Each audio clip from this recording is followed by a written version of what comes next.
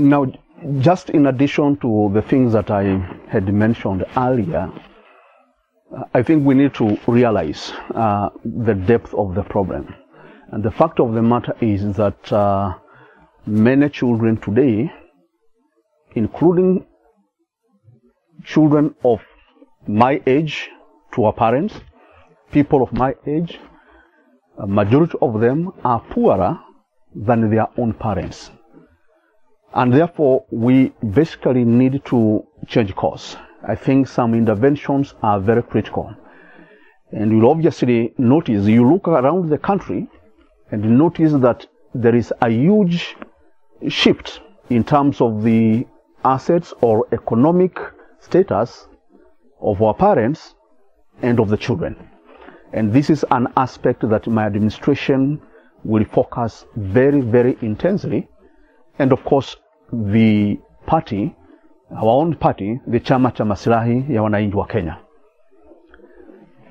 Now, if you look around the country, you look at our parents, and you look at the level of the youth unemployment, the situation that many of our children are in, you will notice there is a marked difference.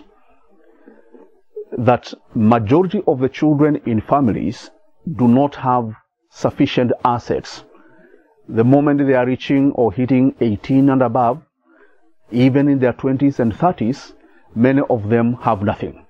And if we do not act now, our children, our own children, will be poorer than us, and even more poorer than their grandparents. Very, very few are making it in life. Fewer have any much hope as the government remains unfocused as ever or simply gives lip services. At the same time, there is little encouragement that there is today given the way things stand at the present moment. In the 1960s, for example, all the way to the 1990s, our parents throughout the Republic of Kenya had significant amounts of land, for example, because that was the main asset for majority of Kenyans. We may not talk about people who are having, lorries or matatus, for example, or buses. Very, very few. There were some who had some businesses that were basically thriving and doing very well. We know of very rich people in Kenya in the 1960s, in the 1970s, 80s, and have worked very hard all throughout their lives. But sometimes you look at the wealth of these people, for example, the children are either fighting over them, they are fighting over land, for example, they are fighting over estates or houses that their parents owned. We have seen in the papers, for example, the battle that has been going on regarding one of the former ministers that we had in Kenya, Mr. Gershom, who passed away some years ago. We have seen some of these families again fighting over certain assets that their parents had. I read in the newspapers a few months ago of one Swale Guru. I understand their family, some of his family today are living in servant quarters. Yet the octogenarian father had almost 10 billion worth of wealth. But that is not available to a majority of the youth today. Many of our parents had, for example, an average of 5 to 10 children, for instance, and others had 12 children and more. Others, of course, had very many of them. We all read about Akuku Denja, for example, had very many children, and all that. Now, yet on average, majority of our parents, especially because they live in the rural areas, had about 20 acres. If they were very lucky, I must say. Ordinarily, for example, an investment ought to make returns. and help the investments to grow. That means our parents who had 20 acres in the 1960s, for example, ought to have over 100 acres if they were reinvesting in land, for example. Or they should have hundreds of livestock, hundreds of cows, sheep, and all that. Or maybe they have vehicles, a personal car, a pickup here, a tractor there, a lorry there, for example. They should be having a permanent house, furnished with the latest sofa sets, or wall units, or nice beds, or fridge, cooker, bathrooms, saunas, for example. Swimming pools, the houses should be connected to the internet, cable TVs, and all this.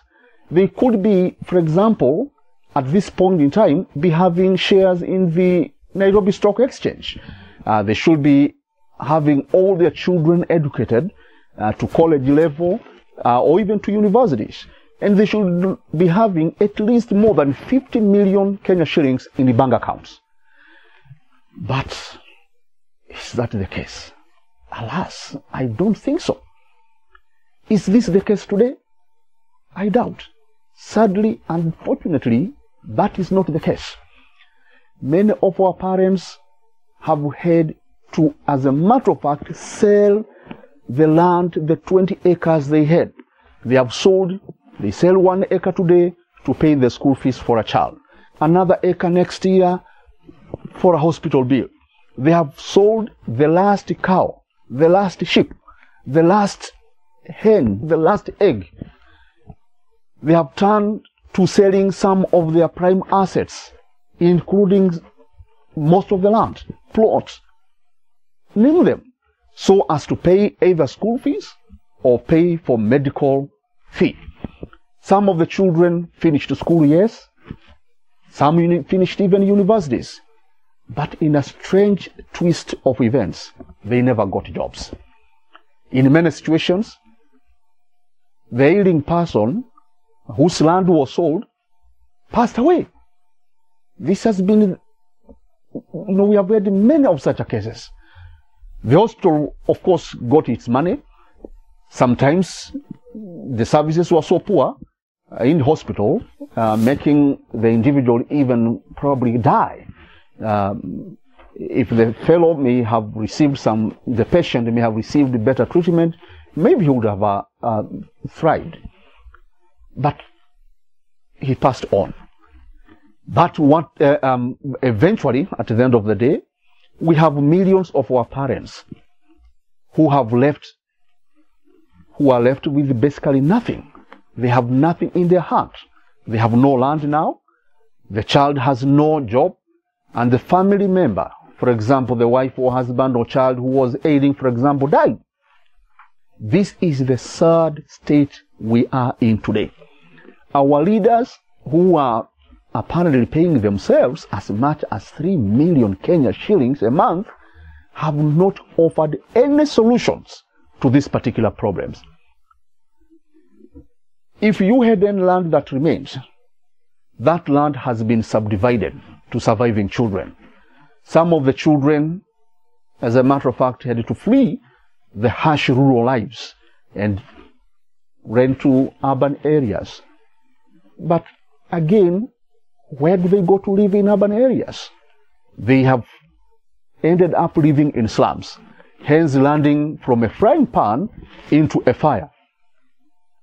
As you all know, conditions in slum areas are basically the most inhuman in Kenya, for example. Some of the saddest areas that one will want to live in. Thus, our fathers, therefore, and our mothers who had significant wealth at the age of 30 years, or when they were 40 years old, are now aged 60 or 70 years.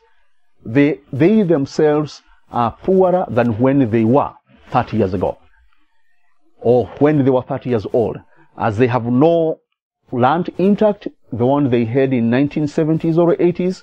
They have no cash in a bank, and they have no new investments. We, their children, have only either half an acre, a far cry from the 20, 30, 50 acres that our fathers had. More painful, majority of the youth today people in their 30s or late 20s, people in their 40s, they cannot even afford to buy an acre of land. They can't even afford to buy a 30 by 60 plot, leave alone the 50 by 100 acre standard land, plots that we have in Kenya. So a vast majority of the youth, if you analyze very critically, are poorer at the current age compared to their own age when their parents were in that particular age. The half an acre, therefore, especially if you're in your 40s, you have either 2 children or 3 children, somehow 4 children, you will have to subdivide this particular 2 acres or 3 acres that you have inherited from your father. You have to subdivide that to your children. Hence, our children, therefore, will be even poorer than us and poorer than even their parents. Worst of all, given that most of them may not even have education. Many, therefore, of our children, as a matter of fact, will have to head to roadside to sell bananas. Your father, for example, had land. He could sell that. He could keep cows in that land and probably sell cows or sheep or goats. That is 70% of Kenyans. We are not talking of a small population. We are talking about 70%. So they had that asset they could, for example, offload and get capital and do something else. But a vast majority of the youth in their 40s, adults in their 40s or 30s or 20s, do not have land. Therefore, their children will head to roadside to sell bananas, fish, mahindi ya kuchoma, for example, peremende in buses or matatus, biscuits, soda baridi, uji, and githeri in construction sites. Some, unfortunately, may turn out to become changa dealers because they don't have an income, or maybe deadly thugs. Or probably some of them will engage in cattle rustling or camel rustling or other types of crimes. Friends and fellow Kenyans, let's be honest with ourselves. And I ask, let us be sober in our thinking at the moment, that our leaders, whether in opposition or in government, do not focus on our faster betterment. We, the people facing this particular deadly tomorrow, the government does not focus on us. That's why I have dedicated the greatest attention to you, the man and a woman whose economic life lies on a verge of complete hopelessness. If it's you, for example, that I had in mind when I was developing what I'm calling the Presidential Blue Card Program, you, my fellow youth, my fellow young men, my fellow adults in your 40s, in your 30s, I had you in mind when I developed the Presidential Blue Card Program that we shall implement within months, within 3 months of being elected in 2017. There is also the Kenya PEB institution that I will establish. You are one of the 15 million people the Blue Card Program intends to help. You, the graduate who stares at tomorrow unsure on what to do. You, the teacher, police officers, our security people, our civil servants who have been unable to make ends meet. You who are living in grass-thatched houses on the slopes of Mount Elgon and shores of Lake Baringo and Lake Victoria. You who is thriving on round mud-walled houses in Nyakach, down in Homa Bay, down in Migori, down in Kisii. Those who are living in Makuti, houses in Lungalunga in Kwale, or up there in Malindi, or up in Lamu, or those who are living in nylon paper houses up in Mandera or Garissa, and other places. You are my focus. I intend to support you. I intend to ensure that you have sufficient incomes, that you as a youth and a young adult before you start staring at your retirement age, you will have significant support, and we shall be able to do that within 5 years of being elected in government in 2017.